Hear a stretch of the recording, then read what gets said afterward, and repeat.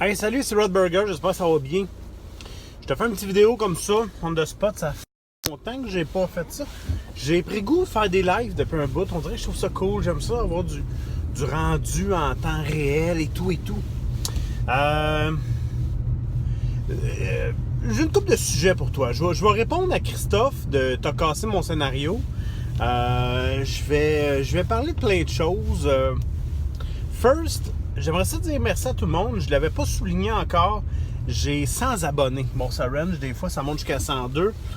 Il y en a du monde qui débarque, qui rembarque, qui débarque, qui rembarque. Je sais pas pourquoi ils font ça, mais écoute, OK. Hein? OK. À part ça, qu'est-ce que j'ai d'autre à te dire? Ouais. Merci, j'ai eu plein de réponses pour, tu sais, Bon, les réponses tournaient pas mal toutes autour de la même affaire, là.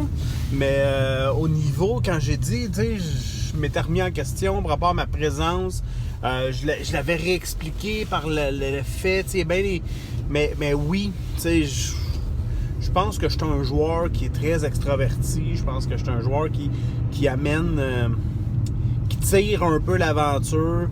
J'en ai pris conscience, je savais que j'étais comme ça.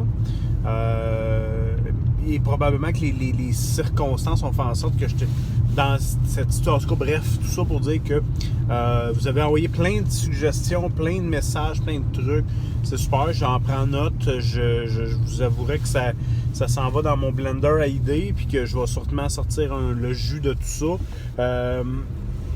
Et d'un autre côté aussi, j'ai été super content de voir ma gang avec qui je jouais à cette partie-là, qui m'a envoyé des messages complètement contraires à ce que je...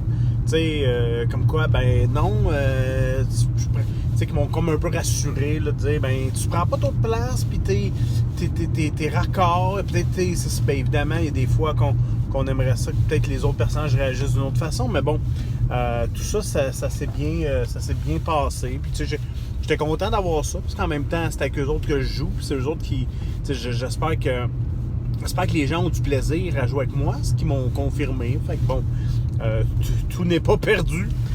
Non, mais sérieusement, c'est bon de se remettre en question des fois. C'est bon, je pense, de s'introspecter. Je sais pas si c'est un mot qui existe, je viens de l'inventer, là. Mais s'introspecter, ouais. Tu sais, c'est se rentrer notre introspection à l'intérieur, puis notre spection, l'introduire, puis ressortir de quoi qui a du bon sens, c'est intéressant. Bon, c'est assez, je pense que c'est assez de ça. Maintenant, t'as cassé mon scénario. Pour vrai, là, je pense, il y en a des vidéos qui ont été faites là-dessus. Puis Christophe, il en amène un nouveau et je trouve... Bon, écoute, c'est intéressant, on va y répondre, puis on va y répondre. Je pense que je vais y répondre de la façon que j'ai répondu aux autres. Aussi, je pense que j'en ai 3 comme ça que j'ai répondu, mais je me lance. Ça fait... Je sais pas à quel point il y a du monde qui vont voir les scénarios, des vidéos tellement loin en arrière, mais bon. Bon, first... Dans mon cas, c'est out de tellement planifier, puis c'est un peu plate, parce que des fois, les aventures du commerce, ils te préparent à plein de choses, sauf à ce qui devrait peut-être, à te laisser un peu de libre choix. C'est out de trop planifier. C'est out, en tant que master, d'être pogné les culottes à terre parce qu'un de tes joueurs s'en va pas dans la direction que tu veux. C'est out de la regarder aller, là, croiser les bras, puis ben ouais, jusqu'à temps qu'ils reviennent dans la bonne zone, qu'ils reviennent sur la track, qu'ils rembarquent dans le railroad. C'est out de le forcer à utiliser ce que tu lui as donné pour qu'il rembarque dans la zone. C'est out tout ça, là. T'es pas dedans, là. On le sent. Moi, ça me fait penser, tu sais, je sais pas, je pense que Never en a parlé, mais tu sais, quand tu joues, mettons, à Secret of Mana, tu sais, tu joues avec Secret of Mana, puis tu te dis, bon, ben écoute, il y a un bout de bois dans une voie, ben tu peux pas passer parce que ça te bloque. T'sais, bon, c'est clair, tu peux pas y aller. Ou il y a un mur invisible. Je te ramène à mon bout de bois. T'sais. Ça, c'est comme si t'en vas dans le sentier, t'es au parc, il y a un sentier, puis là, il y a comme une branche à terre. Puis tu fais, ah! Sentier bloqué! Ah, je peux pas y aller. Il y a une branche à terre. Chris passe par-dessus. Passe par-dessus. Pogne-la. Fais-toi un bâton de marche. Trouve une source d'eau. Je ne sais trop. Bâtis un pont avec.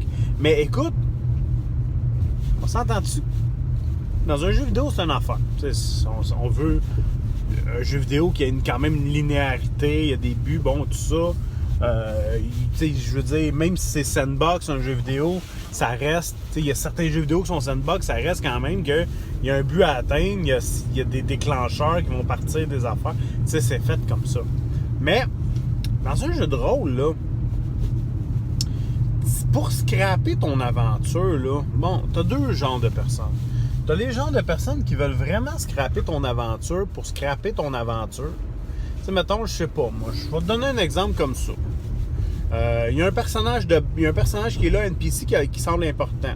Le maire du village. Et là, t'as un des personnages qui dit « Ah ouais? Ben, je le tue. »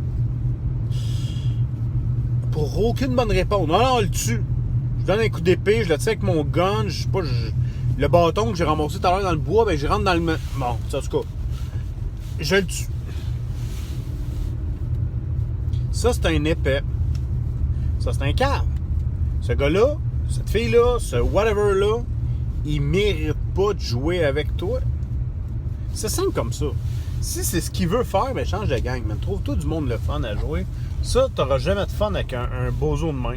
Ou éduque-les. Si tu penses qu'il est réchappable, parce que lui, sûrement qu'il se trouve très drôle, sûrement qu'il est fier de son coup. Ça c'est n'importe quoi. Tu vas pas de l'avant avec quelque chose comme ça.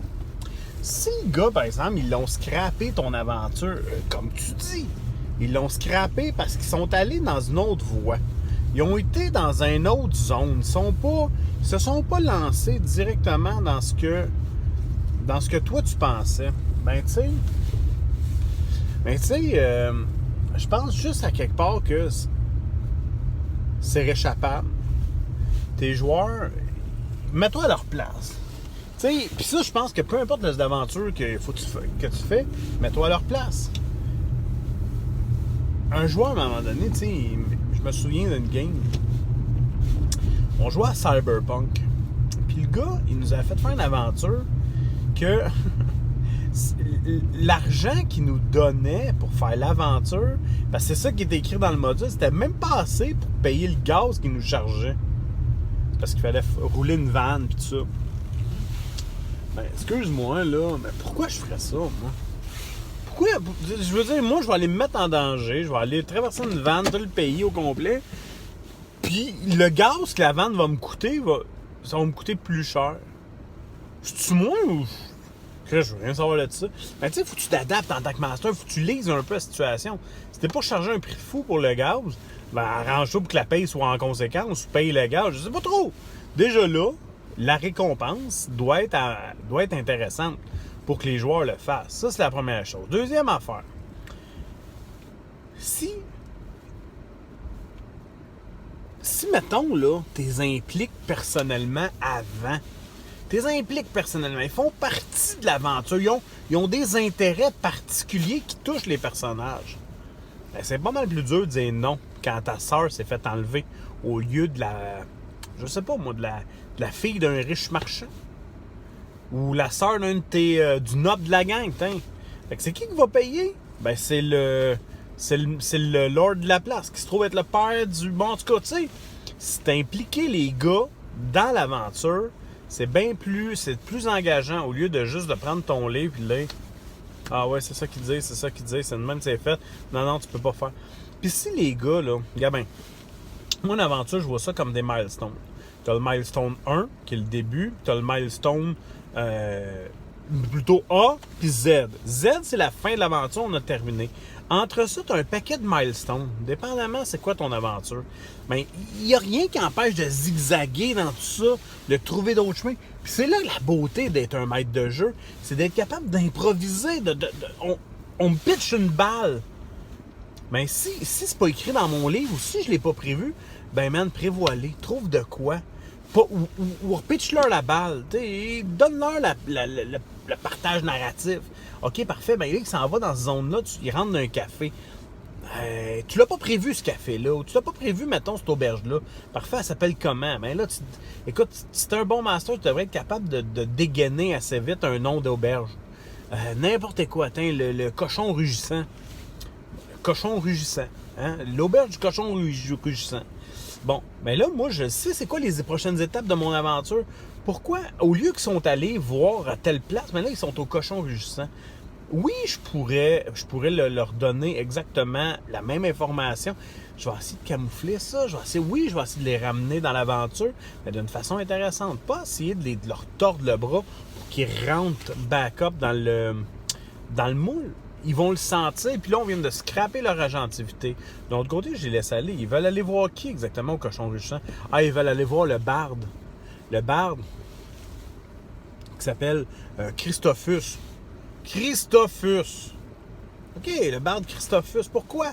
Ah, mais parce qu'on a entendu parler de lui, puis blablabla. Parfait, ben ouais, le barde Christophus connaît de quoi là-dessus. Pourquoi? Parce que le barde Christophus avait une aventure avec la chicks qui s'est fait enlever. Je viens de récupérer de l'information. Tu sais, là, écoute, j'ai juste rebondi avec ce que les joueurs veulent faire. Ils voulaient aller voir un barde, on va aller le voir. Puis le barde, je vais l'impliquer. Il va lui donner un rôle. Puis si tu es un bon master, tu vas être capable de faire ça de façon à ce que les joueurs ne sentent pas que tu viens de l'improviser. Ça, c'est hot, ça. Non, tout était là. Ah ouais, man, tu sais prête. Prévoir l'imprévisible, c'est tough. Mais des fois, c'est facile. Parce que, tu sais, regarde, mettons, je donne la game de Spirit of 77. Parce que, tu sais, oui, c'est du PBTA, mais tu sais, je m'étais préparé bien des NPC. Bruno avait ramassé cette idée-là, mais à un moment donné, on me demandait, on dit, comment ça, tout ça prête? Comment ça, tu savais qu'on irait là? Mais je savais pas un génie. Un peu. Je suis pas un génie. La seule affaire, c'est que j'ai préparé des endroits qui me semblent clichés. Un dinner, un gym, un ci, un ça. Fait que quand à un moment donné, le personnage à Bruno, il dit « Genre, je m'en vais au gym de mon chum. » Parfait, j'avais déjà un gym qui était prêt. Le Bamboo Breaker Gym, avec son boss, qui s'appelait, je me souviens plus, Billy Bamboo Breaker Samson. Tu sais, c'était prêt. Je me suis dit, un gym... Ça va arriver, ça va popper à quelque part. Puis j'ai encore plein de places que j'avais prévu des photos que j'ai jamais utilisées. Mais ouais, ça n'a pas sorti, c'est sûr. Mais je les avais préparées au cas où. C'était des wildcards que j'avais dans mes mains. Puis à un moment donné, je pluguais les NPC où je pouvais. Ça me permettait tout simplement d'être capable d'improviser rapidement avec ce que les joueurs m'emmenaient. Je trouve que c'est le fun comme ça. Puis là, à un moment donné, puis des fois, il faut que tu sois capable de juste dégainer vite. Exemple, encore avec Bruno. Bruno, on joue à Spirit of 77, là, c'est frais dans ma tête. Il me sort une affaire, check bien ça. Il y a une fille qui est en train de patiner en patin à roulette des années 70, les quads, là. Puis là, à un moment donné, le personnage de mon oncle Mark, Richard Dick Johnson, lui, il me dit « Ah ouais, ça c'est ma date de la semaine de hier, puis tout ça, puis tu sais, il y a encore de quoi entre eux autres, mais elle se pousse de lui, puis elle comprend pas pourquoi. Puis maintenant, elle se fait accrocher par un autre boys qui est en train de l'engueuler, puis là, Bruno, son personnage, qui arrive là, Brock, qui dit... J'ai dit, toi, t'as connais un peu. Comment ça, t'as connais? Moi, je pensais que t'as pu me dire, ah ouais, c'est une prostituée, c'est quelque chose comme ça. Tu sais, parce que Bruno avait comme des liens dans le monde interlope. J'étais sûr que t'as pu sortir quelque chose comme ça. Pas tout. Il me dit, Chris, c'est ma soeur. Ok, attends une minute. C'est ta soeur? Ouais, ok. Oh, ouais, ma soeur. Tu sais comment Bruno le dit? Ouais, ma soeur. Hé, OK, attends une minute, c'est ta soeur. Ben oui. Ben, King, c'est ta sœur. Check ça, la situation bizarre que ça l'a amené. Brock a passé la nuit avec la sœur de Bruno. Non, c'est pas vrai. Dick a passé la nuit avec la sœur de Brock, qui s'appelait Candy Lollipop, by the way. Et là, il était menacé par un gars de la pègre. Ah, mon gars, je te dis, ça l'a enflammé la partie. Ça l'a emmené la game ailleurs. Puis on a fait du surf là-dessus. C'est juste... Je trouve que c'est cool. Moi, j'aime ça. Je trouve ça vraiment cool en tant que maître de jeu, se mettre en danger. Moi, se mettre en danger, c'est hot. C'est tout ce que j'avais à dire là-dessus. Ben, je vous remercie tout le monde. À la prochaine, on se reparle. Rock and roll, baby!